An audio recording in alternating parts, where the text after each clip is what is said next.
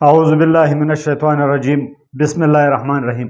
ہمارے آج کی اس کوچنگ کلاس میں چونکہ آج رمضان المبارک کی 17 تاریخ ہے، رمضان المبارک کی 17 تاریخ کو تاریخ اسلام کی سب سے فیصلہ کن لڑائی لڑی گئی، جس کو غزوہ بدر کہا جاتا ہے۔ اس لیے میری خواہش ہے کہ آج غزوات کو مختصراً ٹچ کیا جائے، تفصیل سے بعد میں پڑھیں گے۔ آج مختصراً وہ سوالات جو غزوات کے حوالے سے آپ سے پوچھے جا سکتے ہیں، آپ کے ٹیسٹ میں آ سکتے ہیں، تو اس حوالے سے غزوات سب سے پہلے ہم لیتے ہیں غزوہ کو۔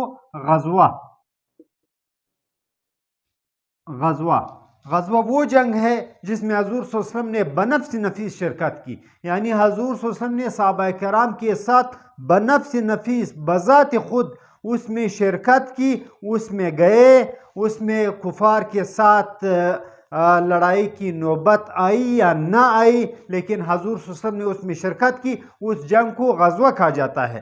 اور حضور صلی اللہ علیہ وسلم کے زمانے کے اس اسلامی جنگ کو جس میں حضور صلی اللہ علیہ وسلم نے شرکت نہیں کی بلکہ کسی صحابی کو امیر بنا کر بھیجا، وہ کفار کے ساتھ لڑے یا نہ لڑے، لیکن اس جماعت کی تشکیل حضور صلی اللہ علیہ وسلم نے کی، اس جنگ کو سریہ کہا جاتا ہے۔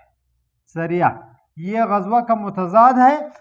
غزوہ وہ جنگ ہے جس میں حضور صلی اللہ علیہ وسلم نے بنفس نفیس شرکت فرمائی، سریہ وہ جنگ ہے جس میں حضور صلی اللہ علیہ وسلم نے کسی صحابی کو امیر بنا کر بھیجا، ایک گروپ دیا، ایک وفد دیا، ایک فوج دی، تو اس کو سریہ کہا جاتا ہے۔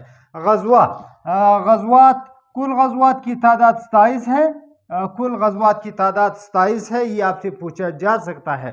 اور ان 27 غزوات میں ایک غزوہ اس طرح ہے جس میں حضور صلی اللہ علیہ وسلم نے شرکت نہیں فرمائی لیکن اس کو غزوات کی لسٹ میں شامل کیا جاتا ہے۔ وہ کون سا غزوہ ہے؟ وہ غزوہ موتا ہے۔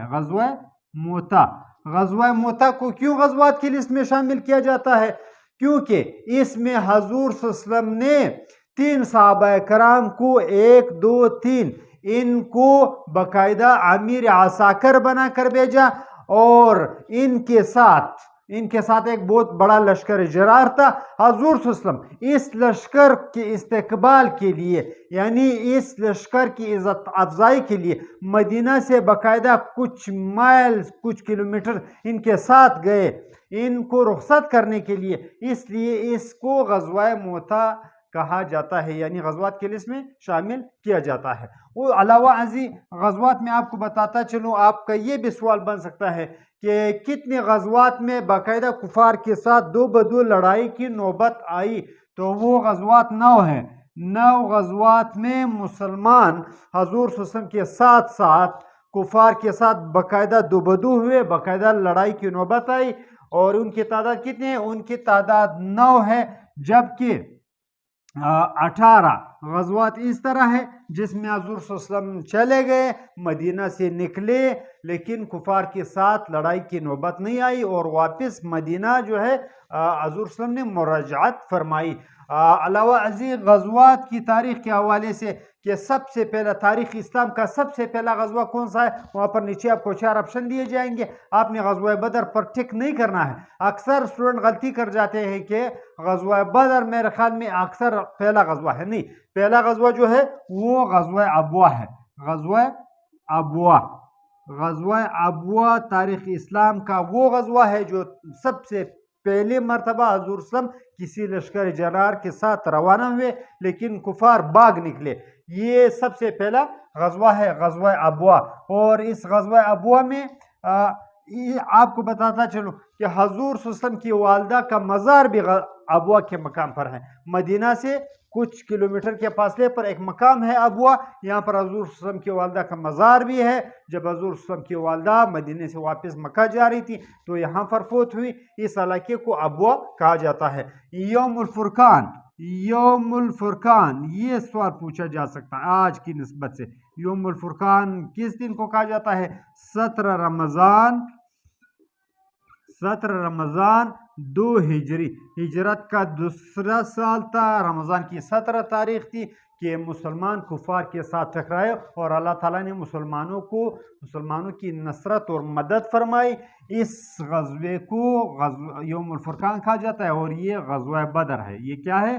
غزوہ بدر۔ غزوہ بدر کے حوالے سے آپ سے پوچھا جا سکتا ہے کہ غزوہ بدر میں کتنے مسلمانوں نے جام شہادت نوش فرمائی؟ 14 مسلمانوں نے جام شہادت نوش فرمائی، جبکہ 70 کفار ہلاک ہوئے۔ 70 کفار ہلاک ہوئے اور 70 کو قیدی بنایا گیا۔ میں ایم سی کیوز جس طرح سوال بنتے ہیں اس ترتیب سے آپ کو یہاں پر غزوات کے حوالے سے ڈسکس کر رہا ہوں۔ غزوات کی تاریخ کا سب سے پہلا شہید، سب سے پہلے ایک ہے تاریخ اسلام کا سب سے پہلا شہید۔ تاریخ اسلام کا پہلا شہید وہ حارث بن ابی حالہ ہے۔ تاریخ اسلام کا سب سے پہلا شہید حارث بن ابی حالہ ہے، جبکہ غزوات کی تاریخ اس کو اسی طرح ایک کافر نے مار کر شہید کیا بغیر غزوے کے، مکہ میں، جب مسلمان مکہ میں تھے، لیکن ہجرت کے بعد جب مسلمانوں اور کفار کے درمیان لڑائی شروع ہوئی، بدر میں ایک صحابی حضرت مہجے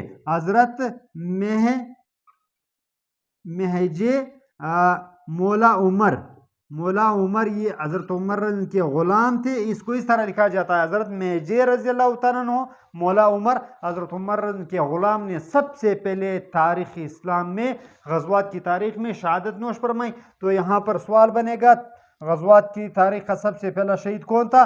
4 صحابہ کرام کے نام ہوں گے۔ آپ نے حضرت مہجے پر جو ہے وہ ٹک کلک کرنا ہے۔ اس کے بعد آپ سے یہ پوچھا جا سکتا ہے کہ غزوہ بدر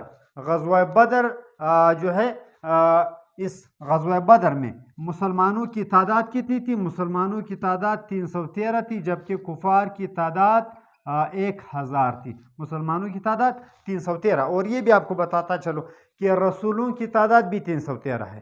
رسول اور نبی میں فرق ہوتا ہے، رسول صاحب شریعت ہوتا ہے جبکہ نبی صاحب شریعت نہیں ہوتا ہے۔ تو غزوہ بدر میں مسلمانوں کی تعداد آپ یاد رکھیں، یہی تعداد جو ہے وہ کس کی تعداد ہے؟ یہ رسولوں کی تعداد بھی ہے۔ علاوہ ازیں غزوہ بدر میں مسلمانوں اور کفار کے اسباب حرب کے حوالے سے پوچھا جا سکتا ہے کہ اسباب حرب کتنا تھا؟ یہاں پر آپ کو بتاتا چلو، مسلمانوں کے پاس